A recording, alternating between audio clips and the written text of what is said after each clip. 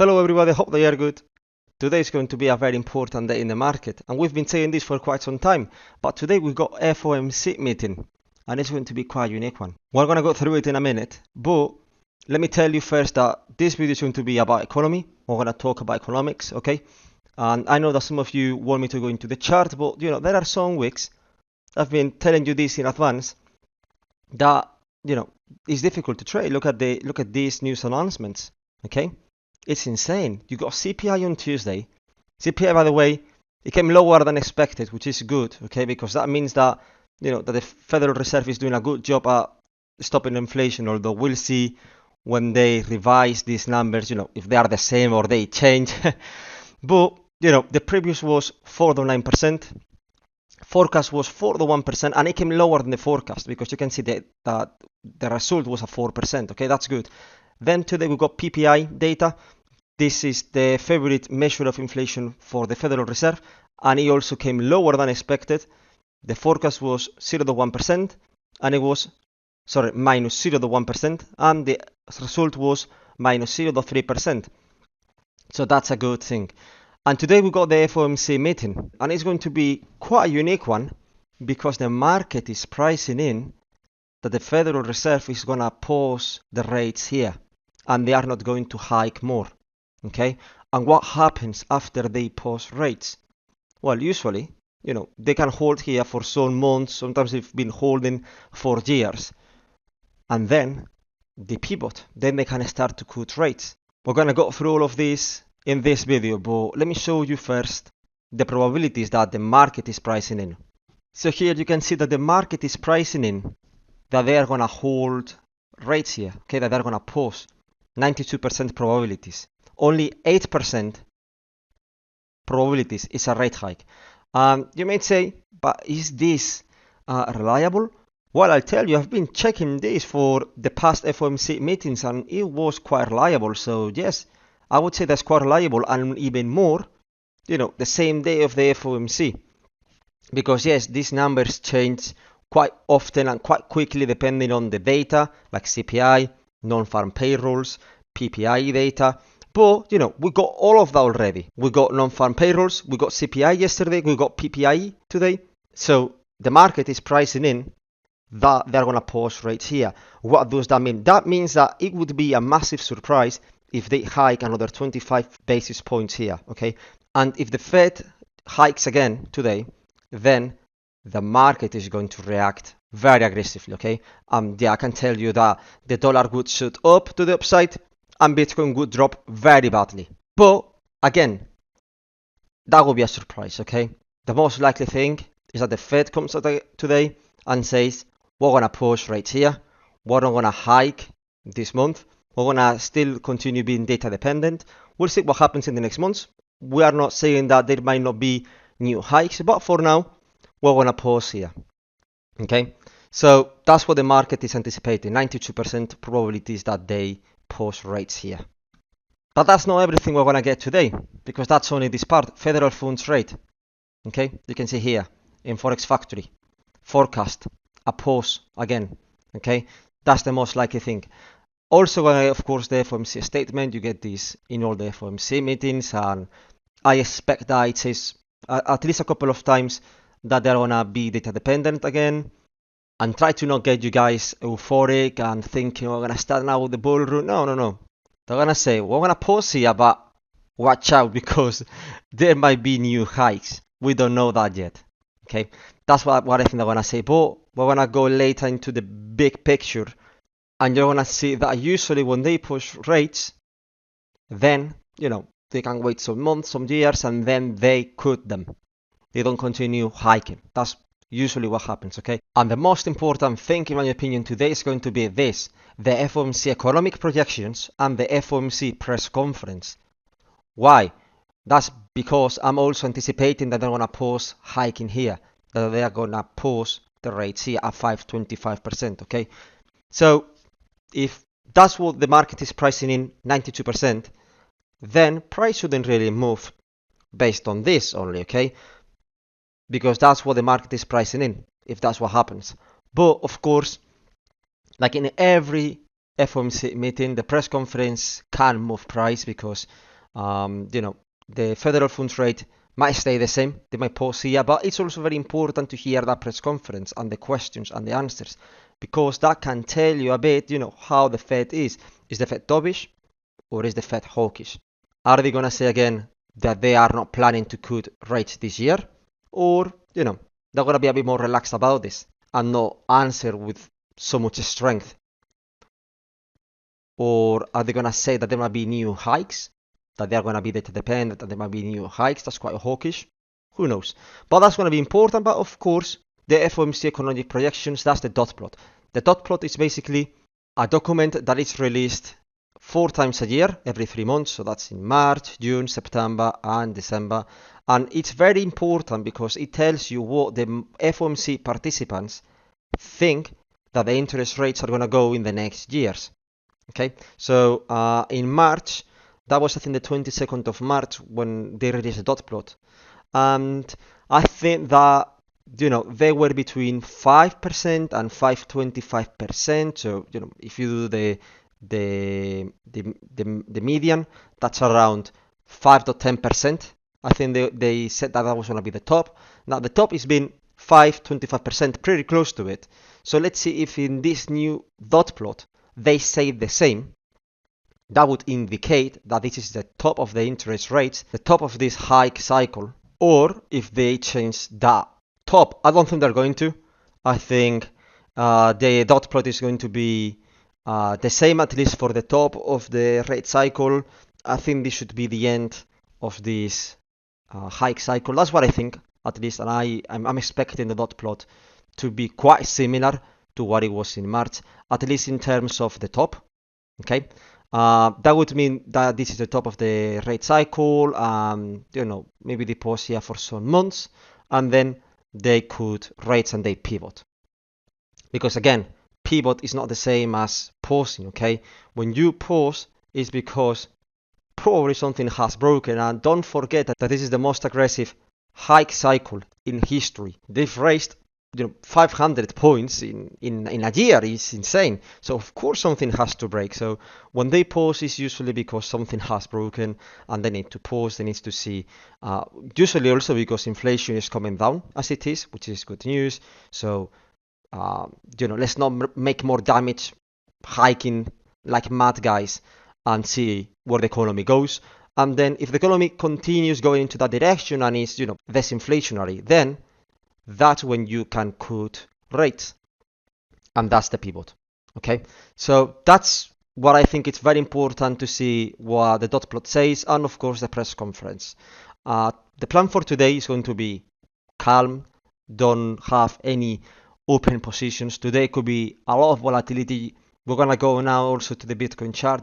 You're gonna see that the chart is waiting for this day, okay, to see what they say. So this is the Bitcoin chart. You can see that, nothing is really happening because, we're inside this range. These are your two resistance zones that, they were resistance, support, resistance, support, resistance. So these two zones here, these dot lines, they are, in my opinion, two key zones in this range. So you can see that the whole week they've been holding this zone. This was the CPI day. You can see price shoots up to the upside, stop hunt, then they retrace. They left a wick here. Of course, this wick is going to get filled sooner or later. That's the 100% of the week. That's the 50% of the week. So 26,300 has to get filled.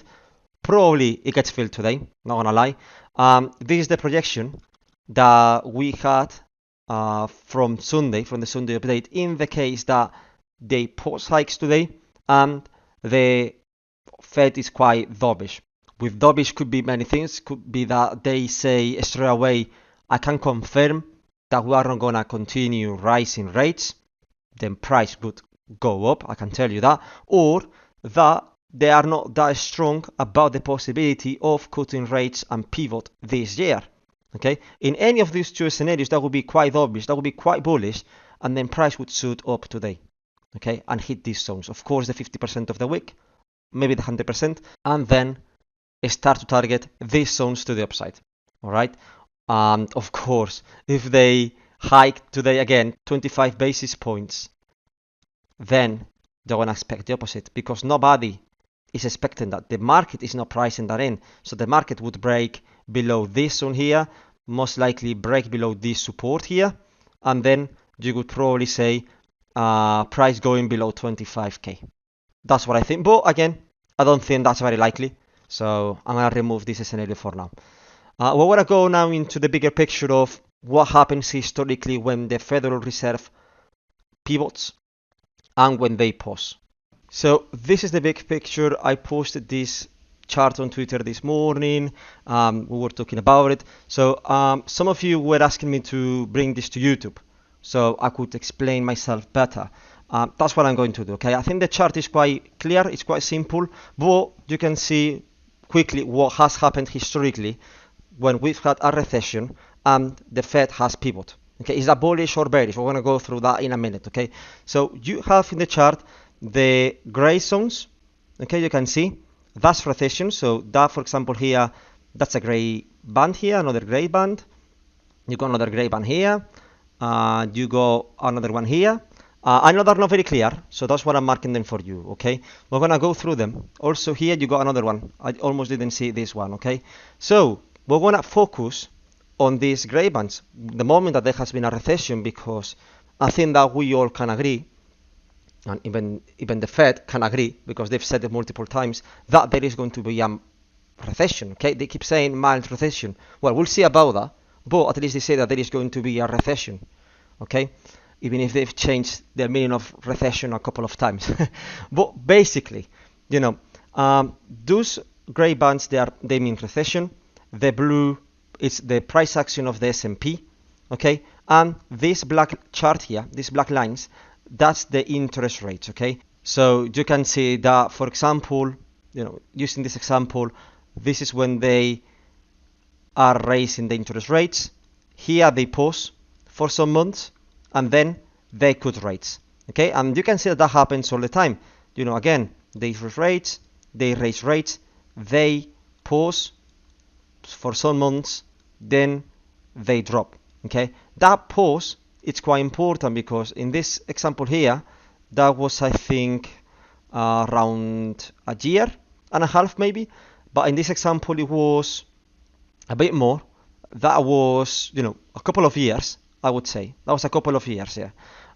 In this example, it was even less. It was barely a year, I would say. This was immediately. And I'm not taking this example here because there was no recession, okay? But you can see here that really, you know, they hike rates, then they hold them here for some time, they hike again, then they hold here for, you know, not many months. Maybe I would say that this was less than a year for sure, and then they could again the rates, okay? So let me remove all these drawings from here. Okay, the chart is clean now, and we're gonna go through it now, okay? So basically we're expecting a gray band to show here, okay? That's going to be a recession. Now let's go through all the cases with recession. What happened when there was a pause in hiking rates, and then what happened when they cut rates? Simple as that. We're gonna go through this example here, okay, the most recent one. So you can see that if we, you know, draw a line here, but of course if we draw it in a color that we can see, so maybe let's do it purple, for example, okay? So this was the moment where they paused the rates, and you can see that since here it's true that market pumped, okay? You can see here that market was going up, but then you can see the moment here when they cut rates, market dumps aggressively, okay? And it almost goes back to the same point. So that's what I'm telling you. After the Fed pivots, you can expect that on side. We're gonna go through it again. You're gonna see the same thing, okay? This is when the Fed pauses, okay? Then you see a rally, and then what happens when they cut rates here, when they pivot? Well, you can see that then market drops very aggressively. In this case, you can see the 2008 recession. You can see that it drops, you know, a lot. So again, The Fed pivots, the market crash. We're gonna go through it again. Another gray band here. Okay, what happened? They rise. Here, there was not really a pause. I mean, it was a very quick pause. So you can see that the market here, actually, it pumped a bit. You can see, okay, it pumped a bit. But then you can see that then they pivot, and that's when the market crashes again, and it takes it to the almost to the starting point. Okay, we'll go through it again. What happened here? This is when they pivot. Okay, this is when they pause. So in this time here, after they pause, if you notice, they hold. They don't pump. They don't do anything. They just hold. And then you had here this dotted red line. You can see that that's the pivot. Market crashes. Okay, so it's as simple as that. Now there is a confluence. There is a correlation between Bitcoin and the S&P. So what can happen now? Of course, it depends for how long they want to pause the rates, but I think it's quite safe to say that the market should either pump or hold with this pause here. Okay, so imagine here you have this pause here. I don't know how long it's gonna take. I don't think it's gonna take several years. I think let's see what Jerome Powell has to say today. I was quite surprised when he said that they're gonna cut rates this year. Let's see if he repeats it. And if so, if it's not this year, I think it's going to be at the start of next year. I don't think they can take that long, to be honest. So that's what I think. But what I mean, guys, is that we're going to expect now the Fed to pause rates here. And when they pause rates, the S&P will either hold here or it can continue rallying. Okay, and then when you see the Fed pivoting, that's when you're going to see the S&P dropping. Okay, and this drop here, Bitcoin is going to feel it because Bitcoin follows the S&P. Okay, so that's the bigger picture, guys. That's what I'm telling you, and I can justify you why I say it. Don't expect a bull market after the Fed pivot. Don't, because history is telling you that that doesn't happen. History is telling you that when the Fed pivots and they cut rates, the S&P drops and Bitcoin is going to follow it, in principle. Okay, now it's, you can tell me, and I'll tell you, yes, you're right. If the Fed pauses, then the S&P is either gonna hold or continue and rally because that's what has historically happened. And I agree with you, that's right. But once the Fed pivots, shit hits the fan. Remember that we've had the most aggressive hiking cycle of history, and something is gonna break, guys.